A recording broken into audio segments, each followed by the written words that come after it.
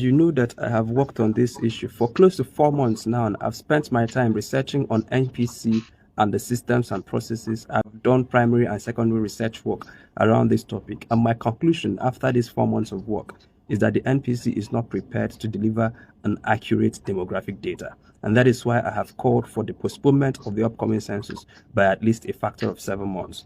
And my argument is layered on 5 key talking points. Number 1 is that you have to look at unaudited systems and processes. Number 2 is the mood of the country and the possible attacks on NPC staff. Number 3 is the organizational capacity of the NPC. If you put that organizational capacity on a scale, you will see that what will happen May 3rd to 5th, if they are not stopped, is going to be a monumental disaster. Then number 4 is the political pressure.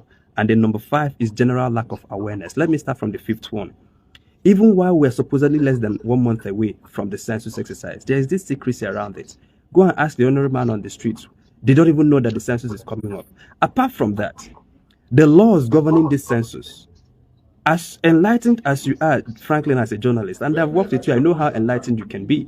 But I can ask you, do you know the current NPC Act and what it says? The answer is no. You can't find that NPC Act on the website, on their website. You can't find it on PLAC website. You can't find it anywhere. The guidelines are not known. What is the strategic playbook between the time they knock on your door and the time your data is gazetted as an official document? You don't know. The systems governing this process, what is the strategic playbook? What is the PDAs? What is each person going to be doing? That is not known. And then the laws are opaque. Nothing is even with INEC and its limited transparency, you saw a lot of issues. Today, the NPC is boggling and hurrying to do a census with limited transparency, and I'm assuring you that the data is not going to be reliable. Then that's on the lack of awareness. Then 2 is political pressure.